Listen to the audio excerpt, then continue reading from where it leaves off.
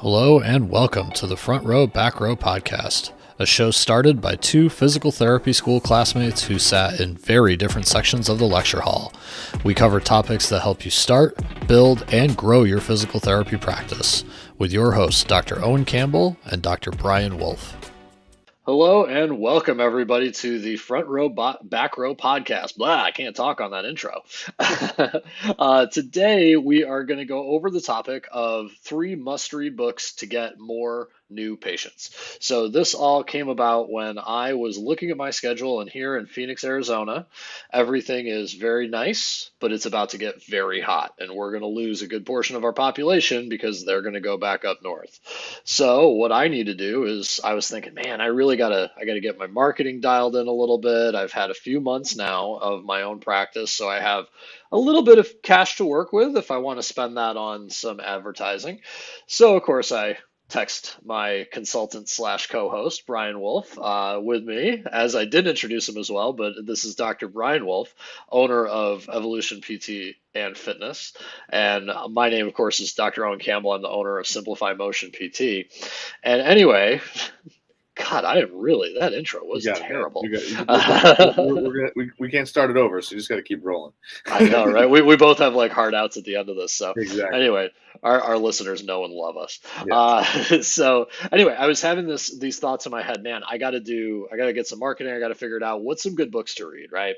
And of course, as listeners of the podcast know, that Brian has a few books that he's mentioned a few times. And I thought it'd be a great idea to get an episode together of 3 must-read books to get more new patients. So with me today, like I said, Dr. Brian Wolf, and we're going to just kind of go over a few things. How you doing today, Brian? Good, man. I'm good. You know, one of the things that I would also recommend, that we didn't talk about this pre-show, but I would also say is, like, a lot of times I think people say, especially when they're starting their own business or thinking about it, like, when would I read? I don't know. And I was the same guy. When you asked me this, all I did was scroll through my Audible, and that is the best $15.99 I probably spend every month. So yeah. I've read almost like 100+ books in the last few years just in my car listening. So, you know, for anybody who wants to know, like, what's the hack on like reading books and reading them and doing it, I just turn my car into a classroom. So every time you're looking, how do I read a book? Like, just put it on Audible, and then you can listen to it. And again, you're going to get great stuff from that too. So that's kind of the hack for this too. Man, I wish we had Audible when we were in like the younger grades. It would have been so much nicer. Right? Like, you're traveling between patients right now. Like, you can crank these suckers out right now. You can be doing books every 2 weeks, like 26 books a year. I mean, you'd be infinitely smarter than you are now, which for you is going from like, here's Elon Musk to like a little bit like this, you know? Oh yeah. For those not looking at the YouTube, his hands were very far apart. Exactly. All right, Brian. So the first book that you told me about, the first one that you said, you got to get your hands on, was by Alex Hormozi. Is called $100 Million Offers. Yeah. And I think that it's important. You gave me 3, and we'll tell the listeners what they are. But I think it's important to go in chronological order of kind of like what I should do with my head, right? I got to have a product to give to people, figure out who to give it to, and then how to market it. So the first one with Alex Hormozi, I believe you said told me to read first. So why did you tell me to read that one first, the $100 Million Offers? So I think the big thing that you had also said, and just to make sure we're clear, is like these aren't like my top 3 books of all time. I love these books, so that not to fight them, but it was like the top 3 books for marketing and sales, right? Yeah. That's a great, because I also think there's an aspect of like management and other things like that. But I thought, if you're thinking about just purely marketing and sales, these are my 3 favorite books. So the reason I like starting with $100 Million Offers by Alex Hormozi is, and by the way, on Instagram, like, all these people are great follows too, because they're gonna get tidbits too, and particularly Alex Hormozi, because he's kind of dedicated his life now to like bringing value for people. And that's exactly what this book is all about, is how to design an offer. And what's great is he's in the fitness and gym space is how he started, but now he's in all sorts of different businesses. So he's an interesting guy who talks about how to design an offer that is a slam dunk.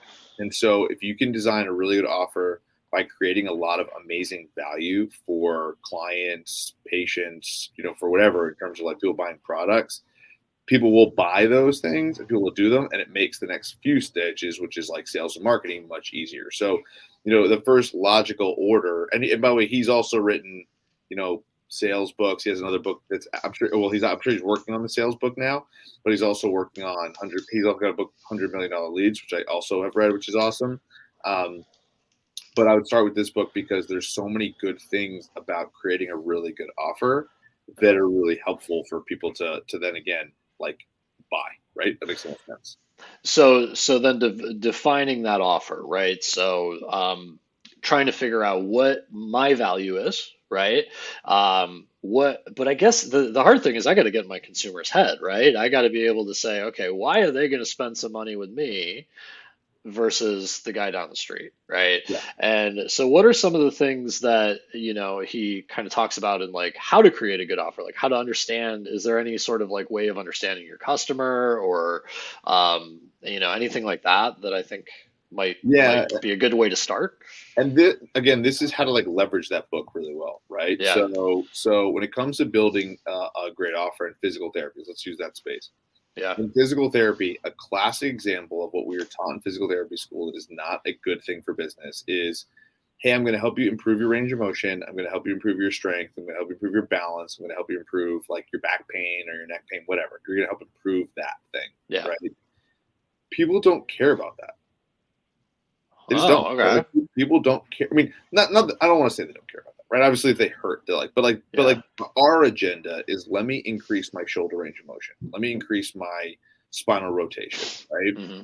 What people care about is the actual thing that's a vanity type of thing or some form of other benefit that creates value.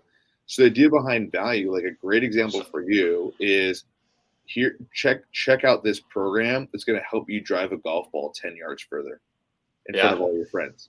Yeah. Right. Yeah, because that's what they care about. Yeah, it's an emotional. We buy products for two things, right? For a couple different things. It solves a problem, but it also makes you feel good on a logical or an emotional level. Okay. So he explains that idea behind the $100 million offer. So if you think about the idea of like he does stuff for fitness. So like when it comes to fitness, a lot of the stuff that we have for offers for fitness is there's really three reasons for why people come in for like adult fitness. It's either to lose some form of weight, gain some sort of body composition. So whether it's increased muscle mass or decreased body fat, right? Or like longevity, like to feel better long-term and age better. Yeah. So the reality is like, you just got to create advertising. And that's goes into the kind of next part is around those three topics. That's it. You don't have to get crazy with it. And again, I know when everybody's like, I always joke they're going to have the outlier, but what about this person that comes in? Okay. So like the 1% person, but that's not who you're going to market to. You're going to market to the, 90, 95%. So again, in physical therapy, one of the most important questions I believe to ask on initial evaluation is, what is your goal with this? Yeah. I want to get back to what is the typical answer to that, Owen, right? I want to get back to work. I want to get back to playing with my grandkids. I want to get back to playing sports. I want to get back to running again, right? I'd love to be able to hit a golf ball further, right? So there's those kind of things I think is really important to design your offer around.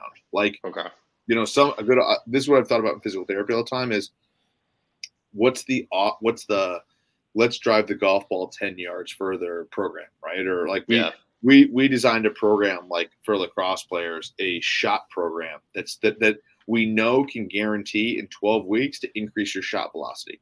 Hands down. We know it worked. We worked with a professional athlete on it, a pro lacrosse player on it. It worked amazingly well, right? As a former lacrosse player, I would have killed for that. Right. Well, that's my point. My point being is like, like a that type of program would be huge. So like, a shot velocity program, and then how to create the name for that and market and so on. Okay. So you already gave me a few good ideas that I'm going to be writing down. Yes. So now I have my value, right? I have like, this is what I provide. This is the service that I provide that I can give you that's more relatable to the person, not, like you said, not shoulder range of motion is better or quad strength is better, but you can hit it 10 yards further than your buddy, right? Mm-hmm. So then, okay, I got this great program, great value. Here I am. How do I get anybody to actually call me? Like, how do I get people to buy it in the sea of things that they get thrown at them all the time, right? And I think that's where I think The Way of the Wolf by Jordan Belfort comes in again is how do I become, I'm a PT, right? I work on joints, I work on strength. How do I become a salesperson? How do I make sure that I get that person to hear what I'm saying, see the value, and make sure that my business can survive? Yeah, and I think that's where, to your point, and again, I think all these books are interchangeable, but you need to read all three. So it's like it's one of those pieces. So let's even go to the other marketing book, but to the point of like the Way of the Wolf by Jordan Belfort. Everybody knows the Wolf of Wall Street. Jordan Belfort is quite famous now, obviously played by Leonardo DiCaprio in that movie. Uh, And what he did in that movie that obviously gets lost in the chaos of it was he was an incredible salesman, right? yeah, He was able to show people, and so after he, and he talks about it in the book all the time about how he did a lot of bad stuff, put him in prison, and now he's out of prison now, and now what he's doing is he's selling his system on how to help salesmen be better salesmen, and it's mm, called the straight line method, and it shows, we were talking a little bit about some of the different ways that are important for selling and buying, and that there's really three major things that people need. And he talks about these three tens and how to actually get people to buy things. And it's the trust in the product, the trust in the person, and the trust in the company and how that works. And then there's only really four objections that you can really look at it. And that's time, some form of a spouse, right, or significant other, money, and then does the product actually work? So again, going back to that trust. So like the product yeah, kind of be built out in that trust. And so if you can create the person to trust you, and again, I think that's why I'm a decent salesman, is I'm pretty on this, like I am a trustworthy guy, but on the surface when I first meet somebody like people, I think I generally come off like that. I come in pretty genuine. yeah, And so and so I think from a standpoint of like creating that trust and doing that, he taught me a way to like also make sure that you're using a script and taking control of the sales meeting and just leading someone down a path in a straight mm, logical point of view. yeah, And if the yeah, person wants to buy, cool. If they don't want to buy, like there's an aspect of some pressure and some closes to try and loop. He talks about looping in the book and how to loop a couple times. yeah, And the same thing, he actually in the book he talks about just looping a couple times, and if somebody's feeling like they're like I loop like two or three times to try and like put a little pressure on the person. But as mm, soon as I see the person squirming in their chair and like being weird about it, I'm like, all right, like there's no reason for me yeah, to push this. So it's a great book for sales, and I love books that really talk about the logical side of sales, and like because again, if you're asking somebody for in some of these physical therapy packages that we're talking about as a group, $100 a session, and if they're coming over 10 sessions, you ask somebody for $1,000, like you're gonna need to know how to sell. You're gonna need to know how to mm, sell yourself, and again, reiterate yeah. the value that you learned in that first book, and then actually sell yourself. Well, and I think that's where I think tying those two together is really good. Like you have to really believe that what you're providing is value. And I think most PTs out there, really truly believe that what they're doing is the best possible thing they can do for somebody, right? But we got to get them to think that. We got to get them to believe in that. And, we've all been there that, some people don't trust PT as a profession. Maybe they had a bad experience in the past, or they just don't want to spend $1,000 on something that you maybe just say is good. So I think that as a physical therapist, we are kind of always. I've always got this feeling that we're always against selling, right? We don't want to be the used car salesman type. Uh, but at the same point, if we can't get somebody to, in the real world, to be convinced that they should give us a shot, then that door will never be open for them, right? Yeah, Or they may go to a place where maybe it's, oh, I wish I did that before. You don't want to sit here and say, oh, I'm your soothsayer. I'm going to give you all the answers. You want to give them some evidence. You want to give them, this is what I've done. This is what people say about it. You can trust me that this is something that I'll provide for you too. And I think for me at least, it's always good to be honest, right? And just yeah, say to people, look, if I had a magic bullet, I'd be driving a Ferrari to this appointment. I wouldn't be driving my Toyota Highlander, right? Because I'd be putting all the surgeons out of business. So there is an exactly. element that it might not work, but as long as I think you're upfront, that's a good way of doing it. Yeah, Um, I've also but found not here. knowing how to get somebody down that path, I think, is my big problem. So, and that's where this book is super helpful, right? And, Yeah, and basically the whole idea behind the straight line method is like, here's the straight line, right? Like, here's the start of the meeting with the sale is, and here's the close, and just how to keep them on that path. And it's really, yeah, I thought that was a really good analogy on how to like do that, and it was very, very simple and visual. And I yeah. think from that perspective, I think what's also cool, kind of talk about what you said, is the number one reason for why people are good salesmen, legitimately been shown over and over again, is they just are super convinced that what they're selling is awesome in some Hmm. capacity, or helping the person, or the value that we're providing is so amazing compared to the price it is, right? And so Yeah, that's actually where I think physical therapists have a great advantage. Is yeah, I joke with people all the time, like, I'm selling your body to get better, right? Like, and to move yeah, better and be a better version of yourself. Like, I'm yeah. sorry, like, if you don't, and I know I can, Without drugs, with without exactly, surgery, exactly, without without painful injections. injections, exactly. So, like, if I can do that, then like, I'm sorry, but there, but if I, it just, there's no, like, you're not the people in my mind who don't buy from me typically just don't want to help themselves. It's not like they're going to be like, well, I'm going to try this other thing. It's very rare that it's that other thing. It's generally like, I gotta work with these guys because they're gonna help me accomplish my goals. It's the people who, Uh, that, and that's where you got to cut some people loose, and that's what he talks about in the book too. Is like, look, if you're converting,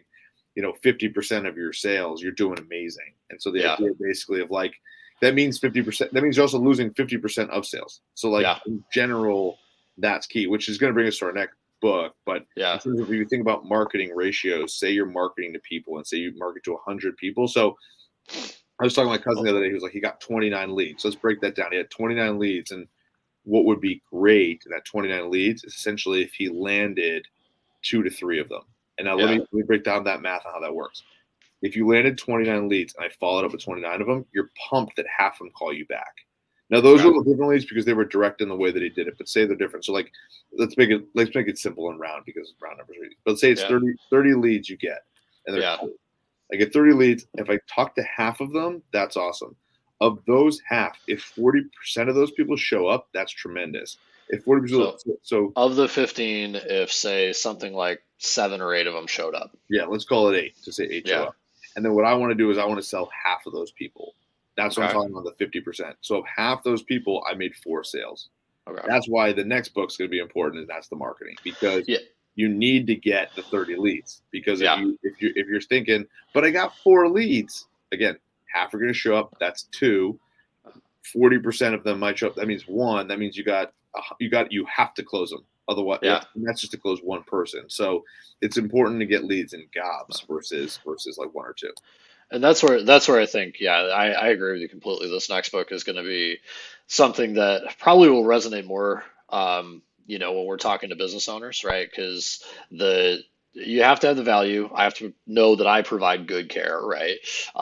You have to know that you can convince somebody else, right? You have to sell that you can do it and that they can do it. But I mean, for me, I'm confident that I can do it, right? I'm relative, although I will say I definitely need to work on the sales aspect. I'm a little, self-deprecating when that's not a great thing to be when you're trying to sell somebody that you're a confident professional. But I think that the big thing I'm wondering is how do I get more people to me, right? So that I can Yeah. have these conversations. And I think that's where the No BS Direct Marketing by Dan Kennedy comes in. Yeah. So No BS Direct Marketing by Dan Kennedy was a book I read a long time ago. A couple mentors had told me to read it. I read it. It made complete sense to me. And especially, like, again, let's go back to physical therapy or any type of health practitioner who's in the private practice, in the private sector. Any of you have dealt with, if there's a physician that referred you clients, but they stop referring you clients as soon as you go off on your own for whatever reason, right? Whether it's insurance differences between your practices, whether they have a physician, they're in a hospital, or they have a physician-owned practice, right? And like they're just in network, like they're whatever. There's reasons for why. Yeah, What this book is really great about is teaching you how to go direct to consumer. yeah, So what I mean by that, let's break it down. So if I'm going in the physical therapy realm, we were all taught for marketing, let's just grovel to MDs to get referrals. And again, yes, we I'm were. not saying, yeah, sure, right? And I'm not saying that going to MDs is not a bad idea. Mm, It's just not number one on my priority list. And so yeah, what I mean by that is, you know, finding instead if is going, and this is where I think social media is so great, is where you can, and this is where people are like, oh, I just need to create a great social media following. Like in theory, But no BS direct marketing essentially talks about going to the consumer in various different ways, whether it's social media, mailers, to community events, to creating your website, creating calls to action, and how in essence to get people to notice you, get their information, and you can set up meetings where you can make sales. And that's where no BS direct marketing is really great. It's a lot of what we've already it's the basis of what we've already been talking about when it comes to the online social media stuff. And so I think it's important you're creating up your offer, you're then creating the marketing material around that offer and around the stuff we've talked about in terms of like, people saying, hey, like this is something I want and this is a problem I have, and here's the value that we're providing. They're raising their hand to say, hey, I want to go and do that, and I need that product. And now they've raised their hand. They've now given you their information, and what they're going to do is they're say, hey, like how can you help me? And now you have the opportunity to sell them, and that's where this whole 3 books just loop together. Okay. So it's less of a straight line and more of a circle, right? Like your marketing will bring you the leads for the sales, but you need to be able to sell stuff to be able to do more marketing to bring more people in. So that kind of loops all together.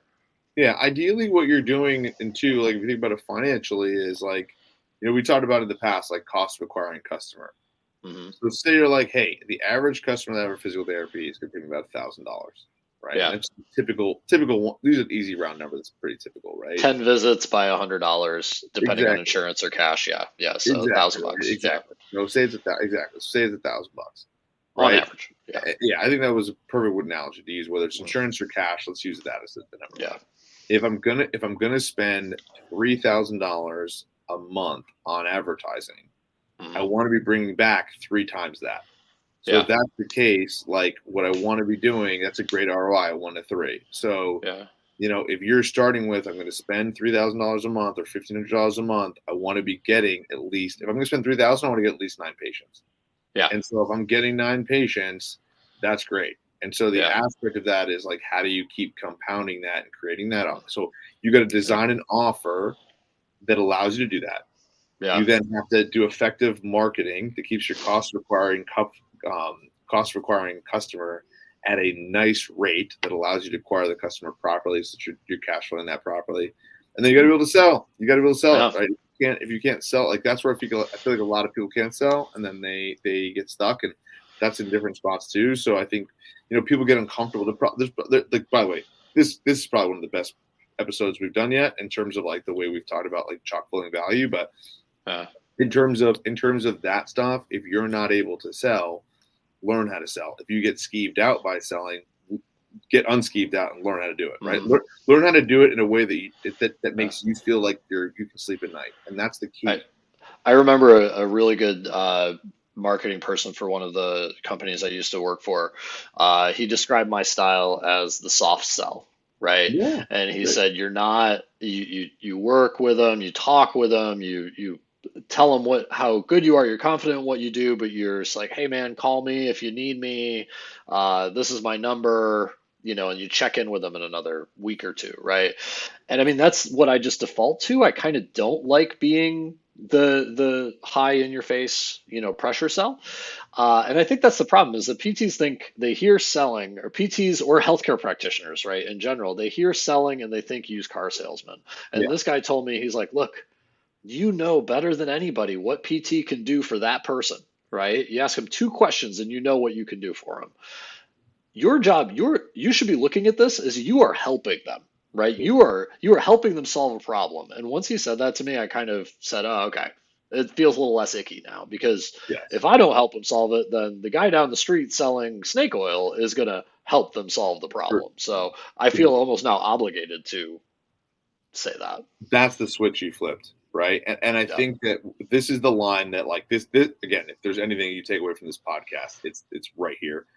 The line that I'll use with patients, if I were a cash-based PT, insurance is a little different because, and again, by the way, you can use with insurance too. It doesn't matter. But the Yeah. line that I would use with a prospect is, what's your primary goal? Is it to work with me or is it X? And if you're cash-based, what's your primary goal? Is it to work with me or is it to use your insurance? Right? What's Hmm. your primary goal? Is it to work with me or is it to get surgery? What's your primary goal? Is it to work with me or is it to do this? Right? And so the person, all you're doing, and this, I'm just a logical salesman. Mhm. All my goal is at the end of the meeting is for you to make a decision. Yeah, Yeah. I don't need you to make a decision. It's either a decision that you're going to follow up with me, we're going to buy, or you're not going to buy. It's that simple. Yeah. There's not a, you know what I mean? So if the decision is I don't want to buy, that's cool. If the decision is I do want to buy, fantastic. And that for anybody doing sales, whether you're a front desk person or you're just starting a physical therapy practice in insurance or cash, like that's the line. Because if the person says, well, I want to work with you, I'd be like, all right, well, then this is the shit. Like this is what it is. Like it's like if I This is was a how we do cash it. based PT, it's cash. If it was Yeah. insurance based, here's the insurance. And the reason I think that's a great line, and let's talk about the insurance versus cash side, is in insurance now, I mean, someone approaches me and they've got an insurance and they don't have certain benefits, like, or they haven't hit deductible, they haven't done that, like they may need to charge cash. And so Yeah.